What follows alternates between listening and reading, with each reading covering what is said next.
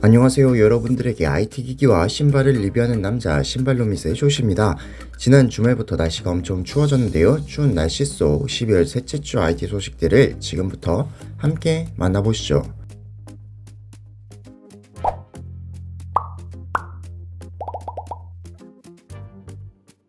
삼성전자가 자기 전략 스마트폰 갤럭시 S23 시리즈 중 최상위 울트라 모델에만 최신 냉각 시스템을 탑재할 것으로 알려졌습니다. 팁스터 코너는 갤럭시 S23 시리즈 냉각 시스템은 갤럭시 S22 시리즈와 거의 공유한다면서 기본 모델은 냉각 시스템이 없으며 플러스 모델에는 히트파이프 냉각 시스템, 울트라 모델만 증기 챔버 냉각 시스템을 탑재할 것이라고 주장했습니다. 삼성은 갤럭시 S22 시리즈에서 기본 모델에 커스텀 냉각 시스템을 적용하지 않았으며 플러스 모델에는 구리 히트파이프, 울트라 모델에는 듀얼 본드 스테인리스 스틸 증기 챔버를 적용했습니다. 갤럭시 S22의 부실한 냉각 시스템은 게임 옵티마이징 서비스, 즉 GOS 논란을 단초를 제공한 바 있는데, GOS는 고사양 게임을 실행할 때 발열이나 과도한 전력 소모 등을 막기 위해 스마트폰 상태를 최적화하는 기능입니다. 그러나 삼성전자가 갤럭시 S22 시리즈에 해당 기능을 의무적으로 탑재하고 우회할 수 있는 방법마저 차단하면서 사용자들의 불만이 폭발했었습니다. 또 루머에 따르면 갤럭시 S23 시리즈에는 오버클럭된 커스텀 스냅드래곤 8 2세대 칩셋이 독점 탑재될 것으로 알려졌습니다. 외신은 소문이 사실이라면 갤럭시 S23 스마트폰의 발열과 관련된 문제가 이어질 수 있다면서 울트라 모델은 증기 챔버 냉각 시스템으로 발열을 잡을 수 있겠지만 기본 모델과 플러스 모델은 냉각 시스템 제한으로 인해 어려움을 겪을 수 있다라고 분석했습니다. 한편 갤럭시 S23 시리즈 전용 커스텀 스냅드래곤 8 2세대 칩셋을 삼성 파운드리가 위탁 생산할 것이라는 소문이 돌고 있지만, 코너는 기본 버전 또는 오버클럭 버전 모두 TSMC에서 제조할 것이라고 덧붙였습니다. 참고로 갤럭시 S23가 태국 및 인도에서 인증을 통과했으며 당초 계획에 따라 2월 초 공개될 것으로 보입니다.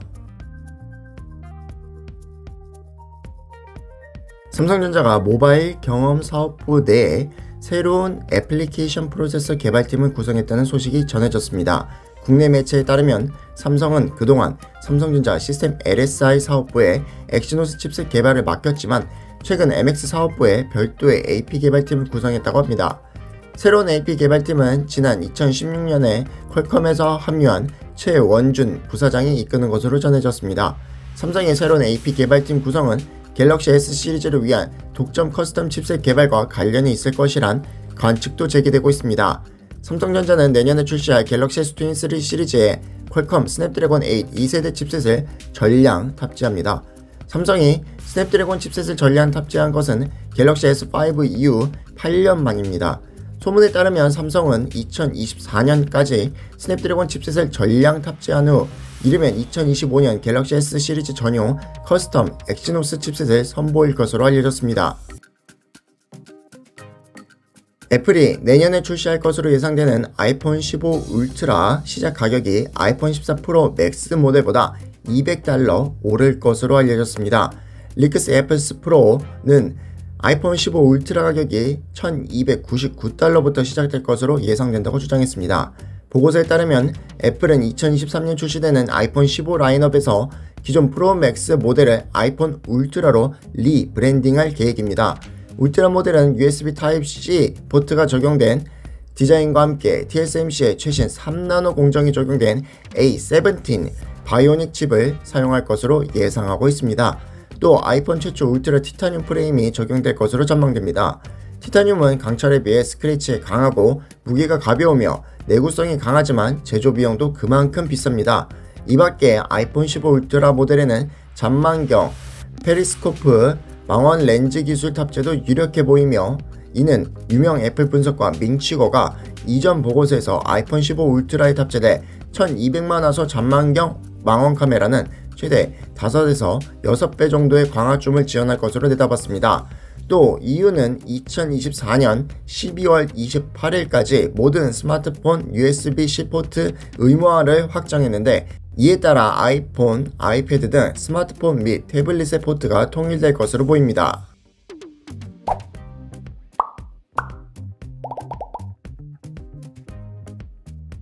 RDNA3 GPU 아키텍처로 최초의 칩넷 구조를 채택한 AMD 라데온 RX 7900 시리즈가 국내 시장에 출시되었습니다. 며칠 전부터 판매를 시작한 AMD 라데온 RX 7900 시리즈는 지포스 RTX 4080 대비 저렴한 가격에 높은 성능으로 매체들의 호평을 받은 바 있어 판매 전부터 기대를 모았었습니다. 특히 라데온 RX 7900 XTX는 지포스 RTX 4080보다 가격이 저렴하면서도 레이트레이싱을 제외한 일반 게이밍 성능에서 성능이 더 높아 화제가 된 바 있습니다.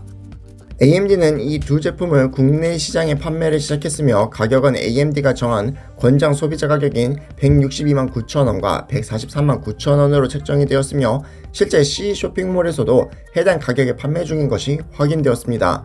하지만 화제를 모았던 라데온 RX 7900 XTX가 이미 품절된 상태인데다 조립 PC로만 선택이 가능한 상황이라 준비된 물량이 너무 적다라는 지적이 나오고 있습니다. 권장 소비자 가격도 달러 기준만큼 차이가 큰 것도 아니라서 비래퍼 모델이 출시되면 가격적인 메리트는 사실상 없어질 가능성이 높아졌으며 경쟁 제품인 지포스 RTX 4080이 이미 170만원대 초반 기준으로 진입했으니 어쩔 수 없는 상황입니다.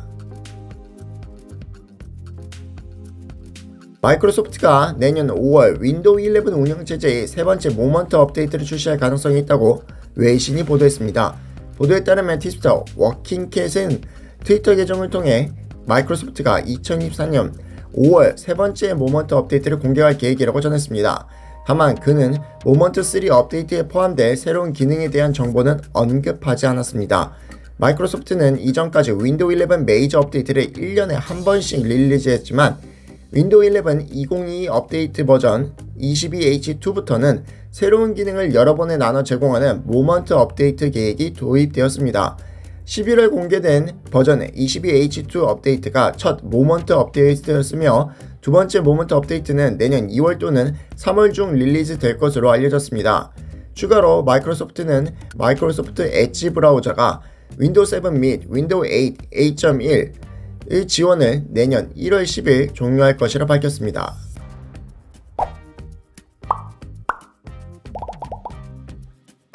자, 여기까지 12월 셋째 주 IT 소식들을 전해드렸습니다. 점점 연말로 향해 가는 중 이번 주에는 크리스마스도 다가오는데 추운 날씨 속에도 화이트 크리스마스가 되길 바라며 12월 셋째 주 IT 소식들에 대한 여러분들의 생각을 아래 댓글로 남겨주시고 좋아요, 구독까지 해주시면 감사하겠습니다. 그럼 여러분들에게 IT 기기와 신발을 리뷰하는 남자 신발노밋의 조씨는 다음 영상에서 찾아뵙겠습니다.